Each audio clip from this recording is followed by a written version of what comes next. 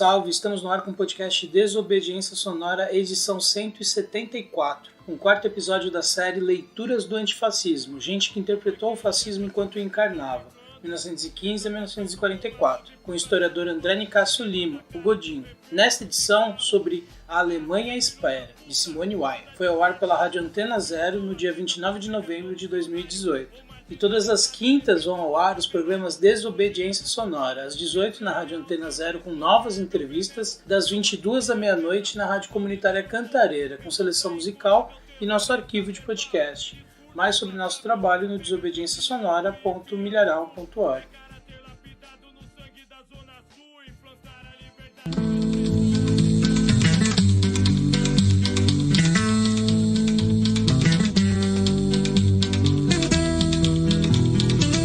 Estamos no ar com mais um Desobediência Sonora aqui na Antena Zero. E hoje a gente está dando aí continuidade nesse final de 2018 bizarro à nossa série Leituras do Antifascismo com o nosso querido Godinho aqui.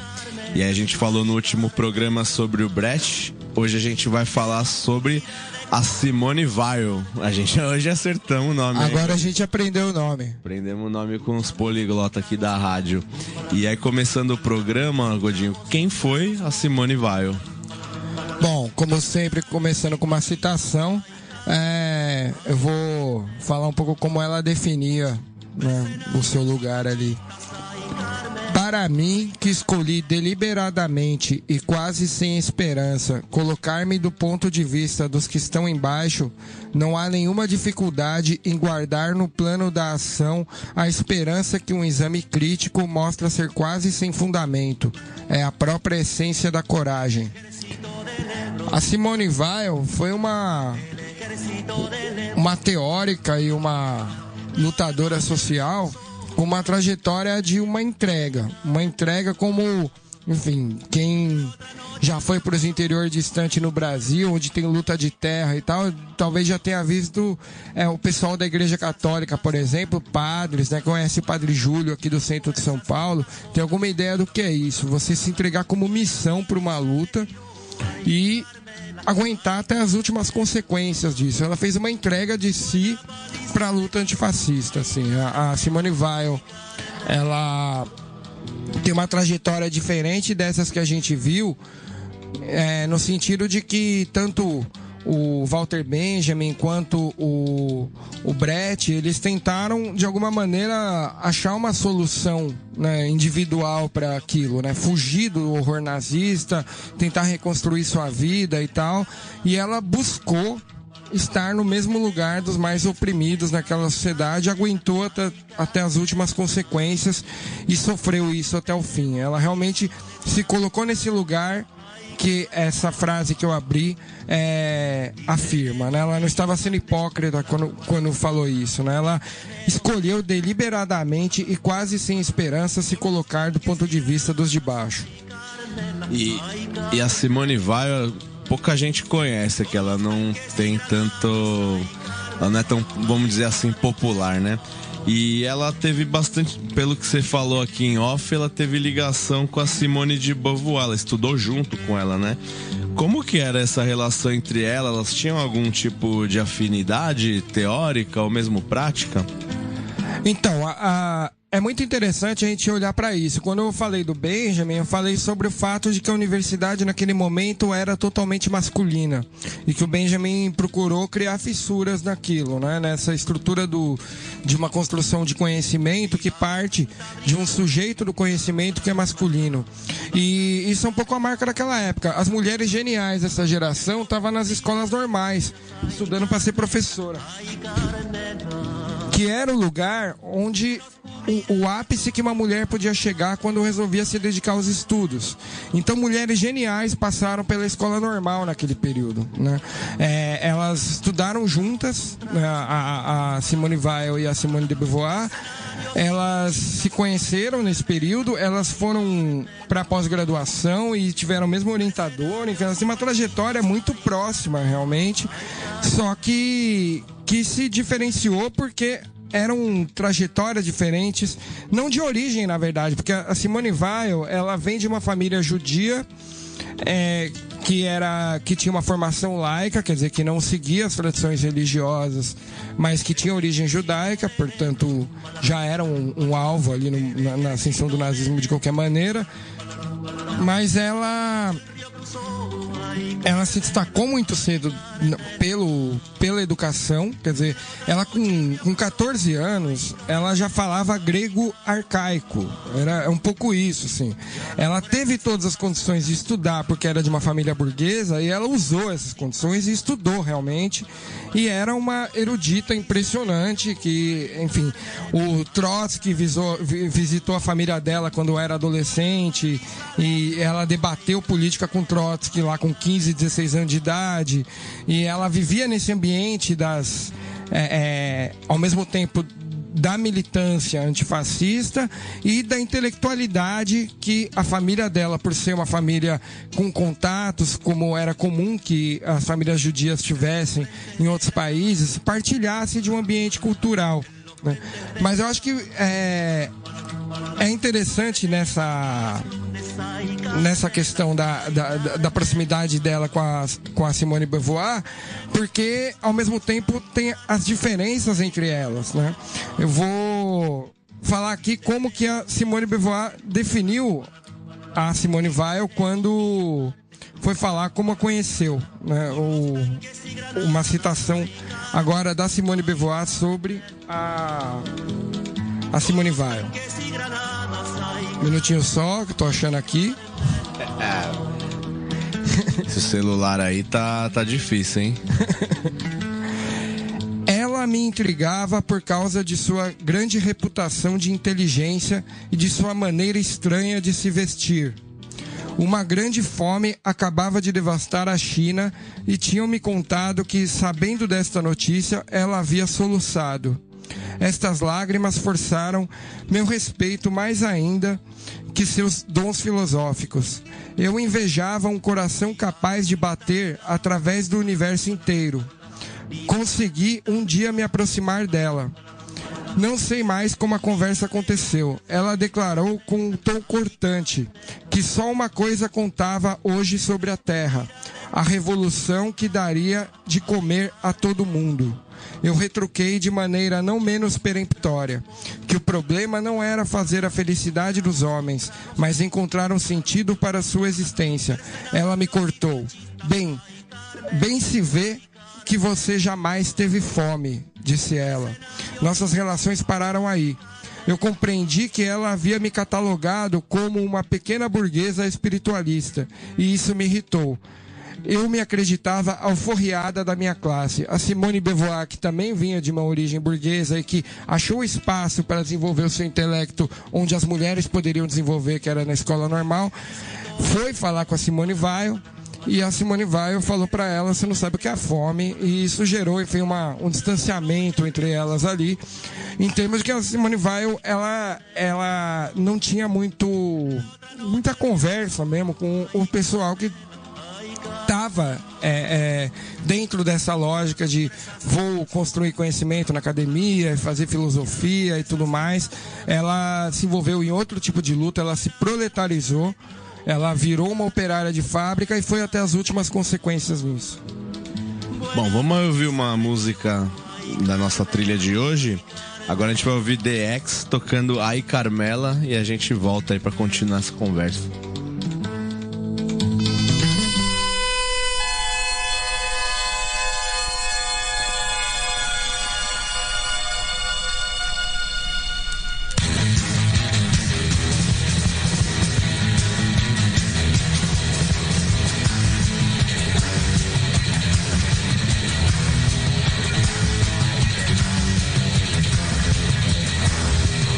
Electricity todo el libro.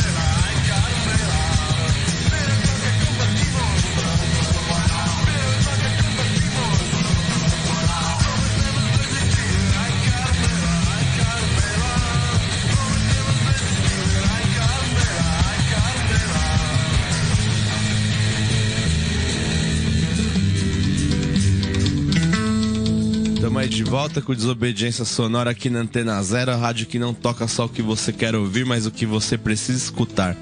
Hoje a gente está aqui com continuidade da série Leituras do Antifascismo com Godinho, falando sobre a Simone Weil. Você falou agora, antes da música, que ela se proletarizou, né? Como que foram essas reflexões dela com essa experiência operária? Bom, ela... Em primeiro lugar, assim, ela se proletarizou depois de tentar uma carreira como professora, que é o que ela estava formada, mas ela foi, enfim, limada da profissão de professora porque ela foi acusada de estar ensinando suas alunas, entre aspas, que a família é a prostituição legalizada e a esposa é uma amante reduzida à escravidão. Ela foi expulsa do sistema de ensino com essa acusação. Quer dizer, ela já estava numa luta social, realmente comprando as brigas todas, numa luta antipatriarcal, numa luta, enfim, que sabia que as consequências daquilo poderiam ser grandes, e aí em um momento ela decidiu se proletarizar, ela decidiu que ela ia viver assim como os mais miseráveis da sociedade alemã naquele momento, na cidade francesa, desculpa. Essa é uma diferença que eu acabei não falando, né? Os autores que trabalhou até agora são da Alemanha, a Simone Weil, ela é da França, mas, enfim, ela também teve experiência na Alemanha, mas ela se proletarizou indo para a Renault, né? A fábrica de motores, enfim, de carros da Renault. E lá ela viveu realmente essas experiências todas, tentando entender e escrever o tempo todo sobre o que ela estava vivendo. Então, quer dizer, que tipo de reflexão ela tirou dali? Em primeiro lugar, assim, de olhar para o trabalho para além de um roubo do dinheiro, da mais-valia, que era o que a tradição socialista estava fazendo o tempo todo. Quer dizer, de cobrar do patrão que ele fica com uma parte daquilo que eu produzo e não olhar para o trabalho em si como um problema, de olhar como existe toda uma humilhação, um abuso de autoridade, um lugar ali na fábrica em que... Então ela vai olhando para aquilo e olhando, falando, peraí, o que é a vida de um trabalhador de fábrica ou de uma trabalhadora de fábrica, que é o que ela mais conviveu, que era com mulheres que trabalhavam na fábrica, passar humilhação o tempo todo, se sujeitar a situações de abuso de autoridade, assédio moral, assédio sexual, todo tipo de coisa acontecendo, ter o seu tempo roubado, suas possibilidades de felicidade roubadas por um patrão, e que não é dinheiro a mais nenhum que vai resolver isso, que não é uma questão da classe operária ficar lutando simplesmente por ganhar 10% a mais de salário, mas se livrar do trabalho para a burguesia. E era um pouco... Essa foi a luta dela durante a vida inteira, assim, de olhar para a sociedade do trabalho. E por isso ela entrou em choque com a militância que era alinhada à União Soviética, com a militância comunista que estava alinhada com a União Soviética, porque ela questionava o trabalho industrial como um todo na sua lógica, de que ela desumanizava as pessoas. Ela tira delas o sentido da existência, porque você não participa de um trabalho que não faz sentido nenhum na sua vida. Ela te humilha o tempo todo porque você tem uma condição de poder, que você pode perder o emprego o tempo inteiro. E ela estava na situação mais fragilizada, que não era quem tinha direitos trabalhistas, não era quem estava sindicalizado no Sindicato Social Democrata, que era um pouco como a esquerda da Alemanha fez o seu projeto de poder, se apoiando sobre uma classe operária que era aquela que tinha construído sua condição de luta pela sindicalização. Ela foi nas greves selvagens, ela foi na luta social que estava acontecendo fora dessas organizações, e ela foi para cima do trabalho como um problema em si mesmo, independente de quanto está sendo explorado, independente de qual o valor do seu salário. O trabalho envolvia humilhações que vão para além de qualquer valor em dinheiro. Quer dizer, a humanidade vale mais do que isso, é um pouco por aí. E como que foi, daí a gente sempre fala, né, como que o fascismo afetou, né? Até parece meio óbvio, né, porque ela se proletarizou e começou a conviver com a classe trabalhadora, Mas, no geral, como que afetou ela, né? Além do óbvio, né? De ser uma mulher operária nesse momento. Bom, ela fez o caminho contrário de quase todo mundo que a gente vê nesse período, né? As pessoas, em geral, lutaram quando foi possível, enquanto o fascismo estava crescendo, e fugiram quando viram que não tinha a menor condição de viver. E ela sempre buscou estar no pior lugar possível para lutar com as pessoas que estivessem no lugar pior possível, porque fazia parte de como ela entendia as coisas. E acho que é importante que a gente entenda que as pessoas realmente surtavam um pouco nisso. Quer dizer, a Simone Weil, quando a gente vê os relatos de quem a conheceu, ao mesmo tempo eu tenho uma admiração muito grande por ela, porque é alguém que estudava muito, que conhecia muito, que impressionava as pessoas desde muito nova, e que ao mesmo tempo impressionava por uma certa aura de santa, né? Como eu comparei um pouco com alguns padres que a gente encontra por aí, no sentido de que alguém que abraçou a sua missão e que não importa o que você fale para ela, e foi um pouco isso, a família ficou tentando tirar ela dessa proletarização até o último limite e não conseguiu, né? Ela foi afetada pelo nazismo, procurando estar próximo do nazismo, dos piores efeitos do nazismo, para estar junto com quem ia resistir aquilo, né? Um pouco a ideia de que não é que a gente tem que dar a mão para todo mundo indiferentemente, né? Existem mãos que são mais importantes para segurar nessa história, que é aquelas que o nazismo quer levar primeiro, que é aquela que o nosso sistema econômico sempre levou, né? Um pouco isso. E ela estava ali com os mais oprimidos e manteve essa postura até o fim de aguentar aquilo. A Simone Weil, ela viveu uma vida de operária precarizada, o mais precarizada possível, vivendo com desemprego e tudo mais. Ela provocava fome em si mesma, como parte dessa surtada, um pouco do que ela deu, no sentido de que ela se entregava de uma maneira de que ela recebia o salário dela, ela dava o salário dela para o primeiro mendigo que pedisse na rua, e ela não comia. E ela passou anos vivendo sem comer, porque as pessoas pediam dinheiro, ela dava, e ela ficou sem dinheiro, um pouco nessa lógica de uma missão mesmo. Parece muito uma coisa religiosa, e quem a conheceu, os relatos que a gente vê de quem a conheceu, fala um pouco como uma santa. É um pouco essa imagem que as pessoas tinham dela, né? De uma pessoa que se entrega a tal ponto que se anula e que se permite morrer e definhar. Ela morreu quando ela foi internada porque estava muito tempo sem comer. Estava sendo alimentada à força porque ela se recusava a comer. E ela estava numa instituição psiquiátrica, né? Ela que é parte da institucionalização que leva ao nazismo e tudo mais, né? Quer dizer, a internação psiquiátrica foi um dos caminhos do extermínio do Holocausto. Muitas pessoas foram mortas porque estavam lá e tal. E ela foi parar num desses lugares. Ela terminou sua vida, morreu com 34 anos, porque viveu como as pessoas que eram as mais oprimidas de sua sociedade, que morriam antes dos 34 anos. Ela teve o mesmo destino das pessoas que ela quis viver como elas. Bom, vamos ouvir aí uma música. A gente vai ver a banda Bassotti tocando El Quinto Regimento, e aí a gente volta.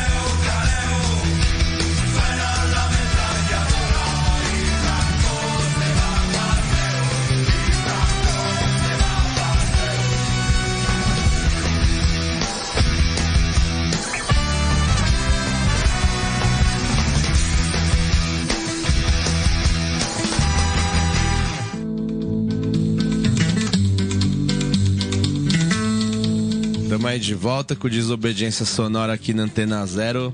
Estamos aqui com o Godinho, hoje falando sobre a Simone Weil na série Leituras do Antifascismo. Ô Godinho, você tem alguma coisa para falar sobre a obra dela, o que ela escreveu para indicar para as pessoas? Porque no caso do Brecht e do Benjamin, muita gente não conhece, claro, né? Não é popular, vamos dizer assim, mas as pessoas que conhecem sabem mais ou menos. E da Simone Weil, o que você indicaria? Bom, em primeiro lugar, eu indico qualquer coisa que ela tenha escrito, assim. Acho que vale a pena ir atrás. Eu acho que tem muito a ver realmente com ela ser mulher. Assim, sabe, esse monte de homem que virou estátua depois da Revolução Russa é muito mais ouvido do que esse monte de mulher que estava na escola normal, aprendendo a ser professora, como a Simone de Beauvoir, que só foi ouvida porque depois entrou na universidade. Ela não entrou na universidade, então ela realmente não ia ser ouvida, porque além de mulher ela não seguiu a carreira. E tem a ver, enfim, com essas opções. Ela resolveu estar com o lado mais fraco e seguiu até o fim. Então o lado mais fraco vai ser menos ouvido mesmo. Quer dizer, o Benjamin tinha seus contatos, o Brecht tinha uma influência grande, que depois chegou a Hollywood e tudo mais. E ela era uma figura do movimento operário que tinha tido estudo, tinha chegado ao ápice que uma mulher podia ser tendo estudo, mas o ápice que uma mulher podia ser tendo estudo era ser professora, e ela foi professora, né? Então, quer dizer, a obra dela, que foi trazida para o Brasil e traduzida lindamente pela Ecléa Bose, que fez todo um estudo sobre a história oral da fábrica no Brasil, inspirada nela, também vale a pena, porque ela se inspirou na Simone Weil para procurar ouvir as operárias de São Paulo, sem se proletarizar, com outra coisa, vinda da academia e tudo mais, mas ela procurou entender a fábrica a partir do ponto de vista da Simone Weil. Ela organizou um volume que chama A Condição Operária e Outros Estudos sobre a Opressão, que são os textos que eu estou falando aqui, né? O que eu conheço da obra dela tá nessa obra aí. E vale muito a pena ler tudo, realmente, ler a biografia, enfim. Eu acho que é exatamente isso que a gente precisa, quer dizer, conhecer aquilo para além do nosso cânone, para além daquilo que são nossos autores que a gente sempre ouve falar, porque os autores que a gente sempre fala já foram analisados e reanalisados e tudo mais, e essas pessoas que não foram ouvidas por algum motivo, e ela tem a ver o fato de que o sistema de conhecimento de todo o Ocidente e da maior parte do mundo, ele é masculino, e ela não foi ouvida porque é mulher também. O Godinho estava dizendo aqui pra gente sobre como ela se entregou pra luta e até deixava de comer pra poder entregar o seu salário pro alguém que estivesse mais pobre, morador de rua no caso, né? E aí a gente tava em off aqui conversando com o pessoal e aí veio a questão, né? Daí não sei, acho que talvez seja mais uma opinião, né? Será que se ela não tivesse feito isso, de se entregado, porque se ela se proletarizou, ela se coloca numa horizontalidade ali, né, com o trabalhador, então o salário é importante pro trabalhador no caso, você não vai doar seu salário porque você precisa comer. Então acaba sendo uma espécie de... Você se coloca um pouco, né, numa posição diferente, né, de culpa e até cristã, né, de se doar. Aí será que se ela não tivesse feito isso e tivesse tentado sobreviver mais tempo, não teria sido...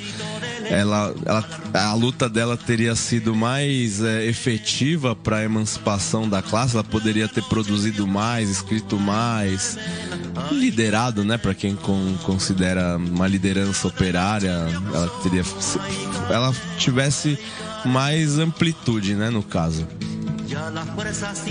Olha, eu não sei se poderia ser, e eu acho que é um pouco...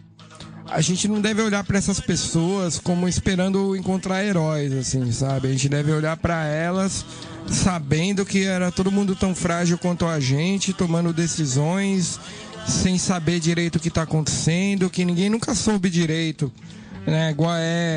Quais são as consequências da sua ação. Você tenta um pouco intervir na realidade a partir daquilo. Ela viveu uma realidade desesperadora para a classe operária. Ela quis se envolver com aquilo e um pouco não é querer olhar para ela como um modelo de ação, um pouco por aí. Talvez ela seria outra coisa se ela não tivesse sido isso, né? Eu acho que a obra dela seria outra. Ela, enfim, teria um destino diferente, tudo seria diferente, mas ela tomou essas decisões na vida e essas decisões marcaram a obra dela, né? Eu acho que é mais olhar sem olhar para ela como um modelo, olhar para ela como alguém que tomou certas decisões na vida, interpretou o fascismo desse ponto de vista, a partir das suas decisões, que foram decisões que, enfim, a gente tem que olhar também, e inclusive olhar pra gente e não ficar achando um absurdo que a gente está surtando, porque a gente está surtando mesmo.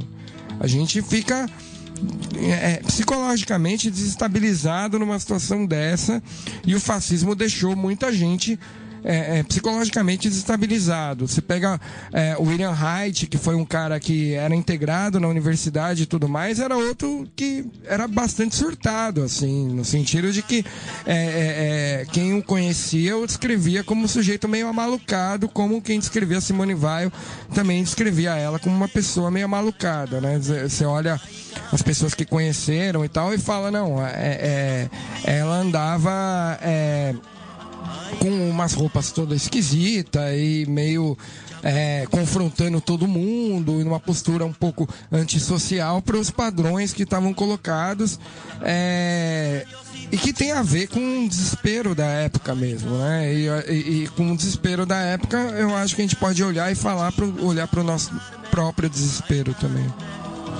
Bom, vamos ouvir aí mais uma música.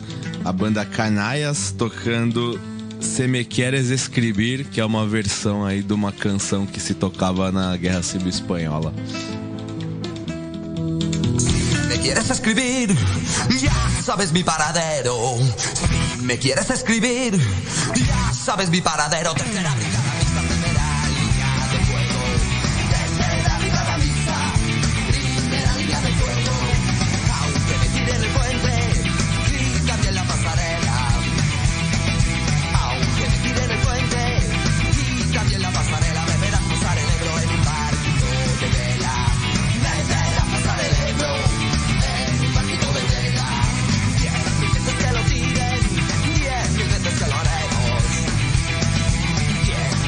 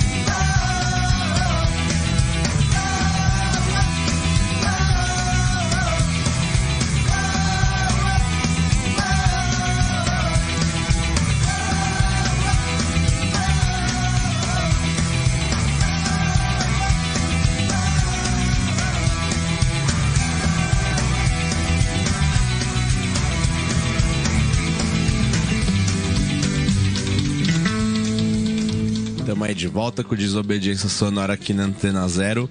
Hoje estamos aqui com o Godinho na série Leituras do Antifascismo, falando sobre a Simone Weil.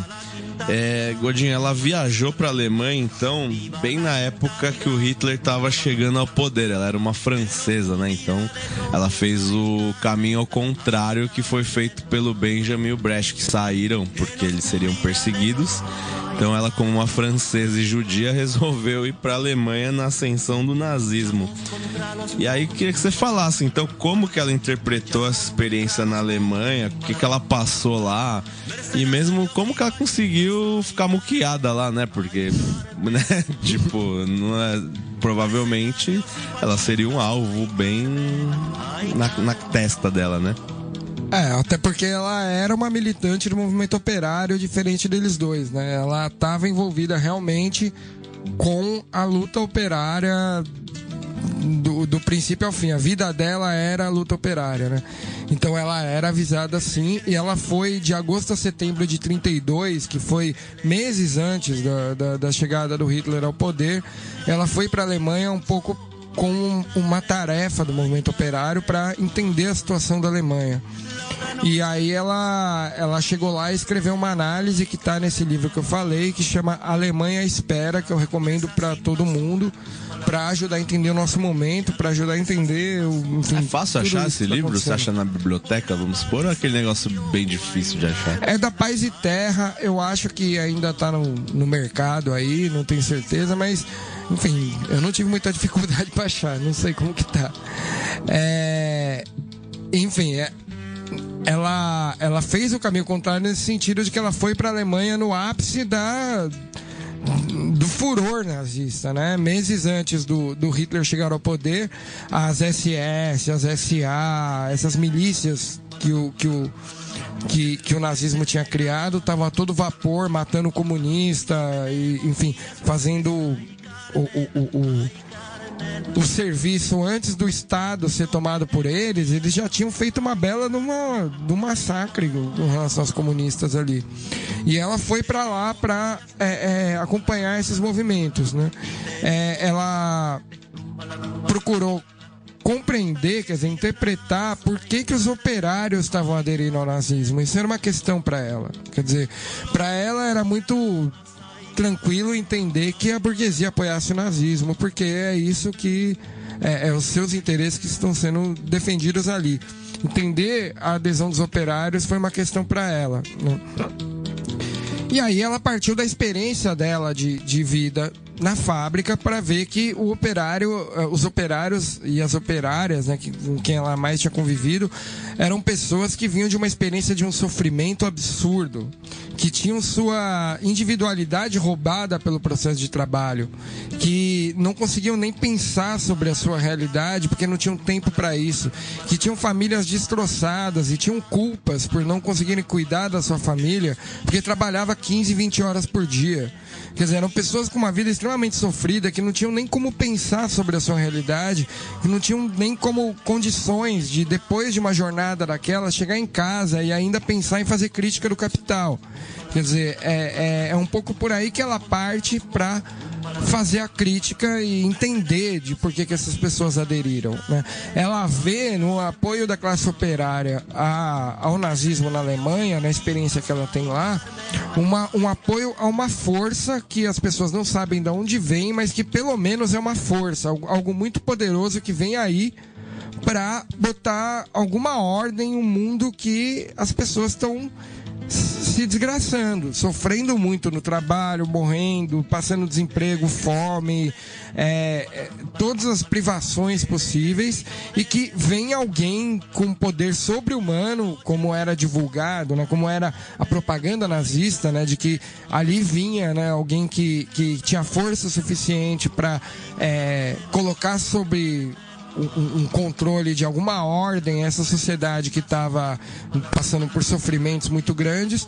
E os operários acabaram, muitos deles apoiando Hitler, acreditando que ele fosse uma força revolucionária. Essa é a questão. Quer dizer, Hitler se vendeu como portador da revolução, como aquele que ia chegar e destronar a classe dominante, que era segundo ele, a classe política corrompida, esses políticos corruptos que sempre governaram a gente, que é o Partido Social Democrata e tal. Né? É outra história que a gente conhece muito bem vivendo no Brasil de 2018. Se tirar os nomes, parece que você tá fazendo uma análise de conjuntura. Quer dizer, eles tinham raiva do sistema, e essa raiva do sistema era contra os políticos social-democratas, porque a propaganda nazista vinha dizendo que os políticos social-democratas eram os culpados por todos os problemas da Alemanha. E ele se apresentava como uma força revolucionária. É interessante ela discutir isso em termos de que os operários ficavam chocados com o fato de os comunistas não apoiarem os nazistas contra os social-democratas. Quer dizer, eles ficavam chocados com vocês, que sempre foram revolucionários. Falaram, vamos pegar em arma contra o sistema, vamos derrubar o sistema, vamos acabar com o capitalismo, vamos acabar com esses poderosos que sempre fizeram mal pra gente. Por que vocês estão contra o nazismo que está fazendo tudo isso? Né? O nazismo conseguiu se apropriar da ideia de revolução de uma maneira eficiente. Isso o golpe de 64 repetiu depois, né? Eles já tinham um exemplo disso. 64 também? Eu tô falando do golpe de 64 aqui no Brasil, que se apresentou enquanto Revolução de 64, né? Eu tô falando um pouco assim, a contra-revolução às vezes vem vestida de revolução, né? E um pouco isso é como Hitler vendeu seu peixe, né? Ele vendeu como, vamos destronar quem tem poder nesse país. Quem tem esse poder nesse país? Os judeus, os comunistas, os social-democratas, um complô comunista judeu é que tem poder nesse país. Enquanto ele era bancado por quem tinha poder realmente nesse país, né? Quem era a burguesia alemã apoiou Hitler, limou uma parte dessa burguesia porque era judia, né? Entregou ela para o sacrifício, e foi isso que eles fizeram. Quer dizer, eles apoiaram o Hitler para, em nome da revolução, matar a revolução e matar quem mais fosse necessário para que a burguesia alemã sobrevivesse à crise tranquilamente, para que ela não afundasse junto com a população alemã na crise. Bom, vamos ouvir mais uma música que tem bastante a ver com a Simone Weil, que é do Stage Bottles, que se chama Sometimes Antisocial, Always Antifascista. Antifascist. inglês bom, né? E aí que até aqueles avatar que o pessoal usou bastante agora recentemente. Então vamos ouvir o som aí.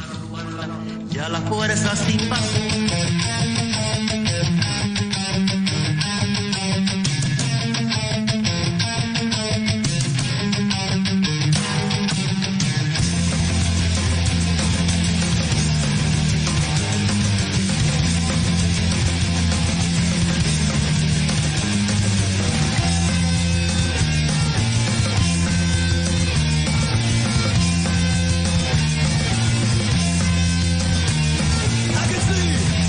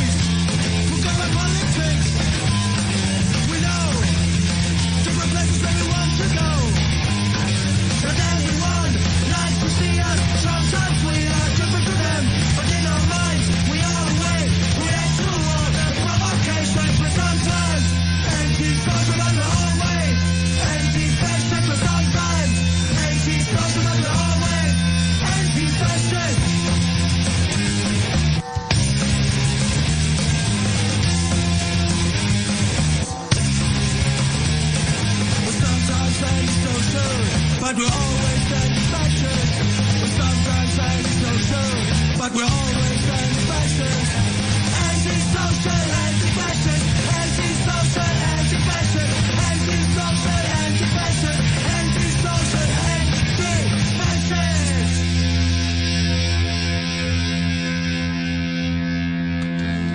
Estamos aí de volta com Desobediência Sonora aqui na Antena Zero. Hoje com o Godinho, falando sobre a Simone Weil na nossa série aqui, Leituras do Antifascismo. A gente ouviu aqui o Stage Bottles. Aí eu vou traduzir a música porque em inglês, meu inglês é muito ruim. Que é às vezes antissocial, sempre antifascista, que a gente achou que tem muito a ver aí com a Simone Weil, com a história dela. Ô Godinho, sobre o que ela escreveu e a vida dela, ela fez uma crítica, né, em relação à esquerda se aparatar e burocratizar o Estado, né? Em geral, a crítica à social-democracia. E aí eu queria te perguntar isso, como que foi essa crítica que ela fez e também depois, né, depois de tudo isso, de ter ido ver o nazismo, o que aconteceu com ela?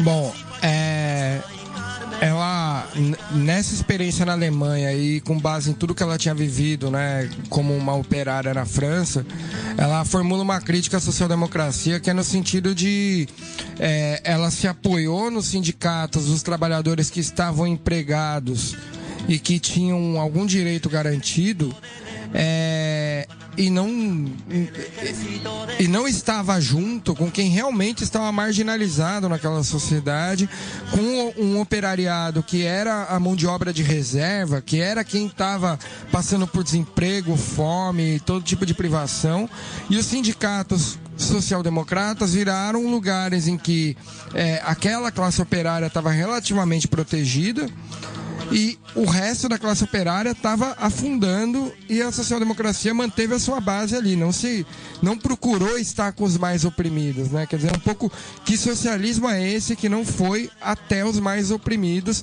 e se manteve com suas bases que já estavam organizadas de um período anterior, quando o socialismo era hegemônico na Alemanha. Quer dizer, a maior parte dos alemães, em determinado momento, quer dizer, na década, no começo da década de 20, depois da Primeira Guerra Mundial, tinha apoiado os social-democratas no sentido, enfim, de que a maior parte da sociedade queria o governo deles, né?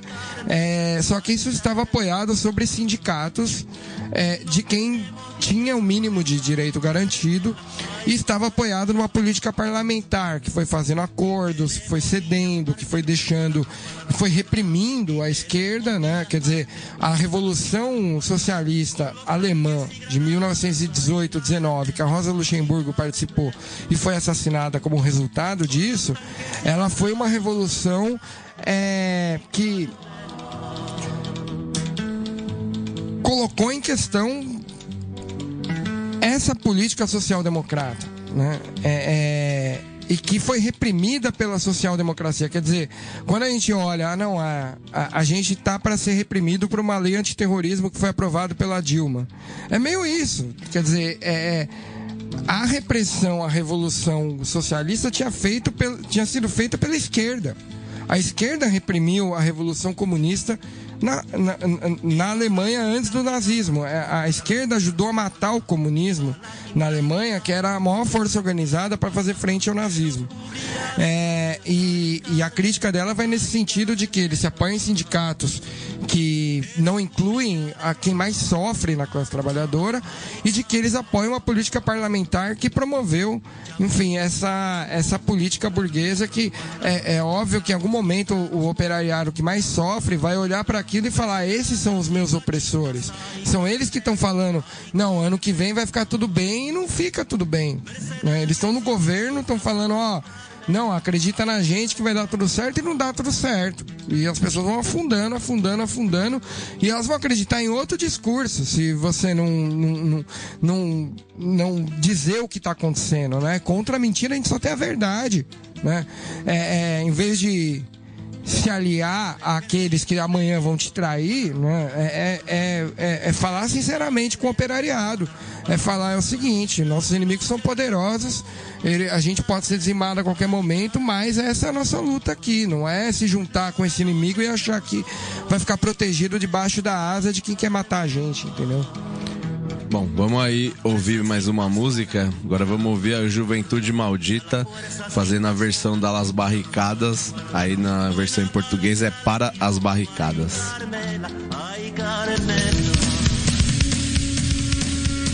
Negras tormentas agitam os ares, nuvens escuras não nos deixam ver.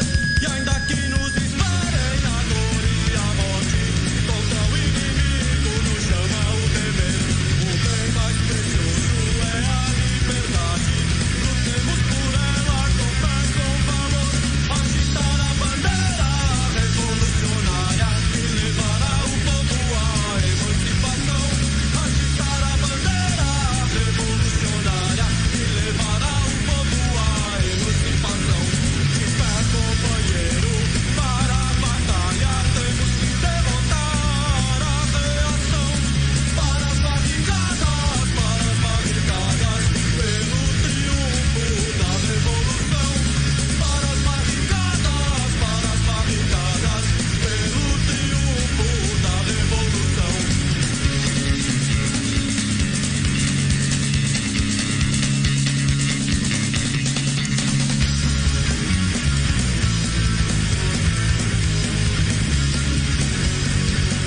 De pé, companheiro, para a batalha temos que derrotar a reação.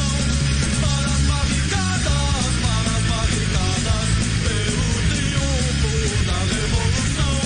Para as barricadas, pelo triunfo da revolução.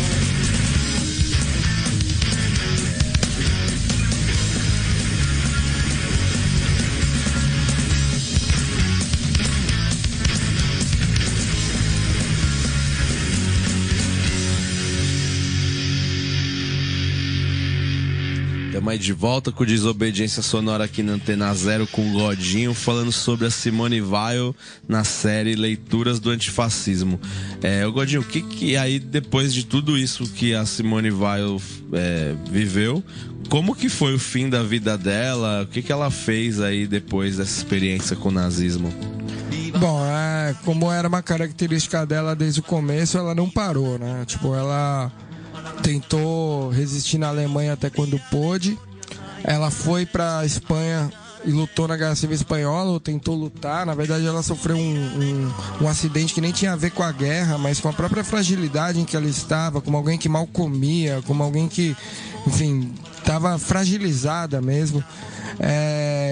E aí, a partir dali, ela tentou entrar na resistência francesa, mas é um pouco isso, né? Ela não tinha muitas condições de ser uma soldada na guerra, né? Porque ela estava realmente fisicamente fragilizada diante dessa experiência toda, doente, desnutrida, enfim. Mas ela chegou a se alistar na Guerra Civil Espanhola, na resistência francesa, e ela morreu como viveu, né?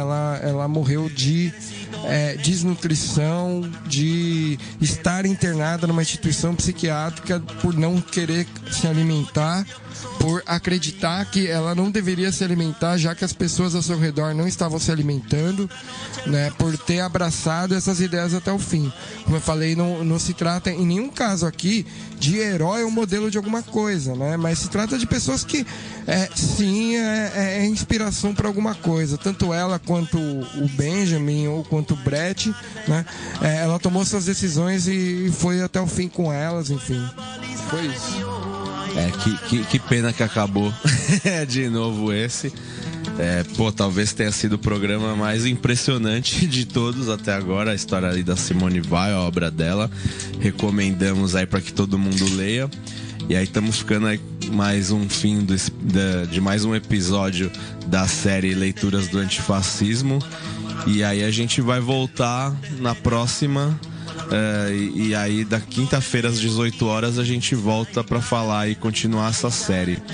E quem quiser ouvir o Desobediência Sonora todas as quintas-feiras na Antena Zero às 18 horas vai ao ar programas inéditos. E quem não conseguir ouvir na hora, é só acessar o Mixcloud da rádio da Antena Zero. Lá tem todos os programas, é só procurar o Desobediência Sonora.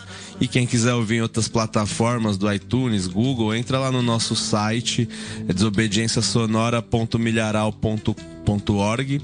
Lá tem todas as plataformas que se pode ouvir. E essa nossa série aí é para compartilhar conhecimento. Você que tem conhecimento tem que espalhar ele para todo mundo aí. Não é para guardar para você, para sua tese ou para, sei lá, sua carreira acadêmica. Então faz aí igual o Godinho, fala para todo mundo e valeu, até a próxima. Valeu, é nóis.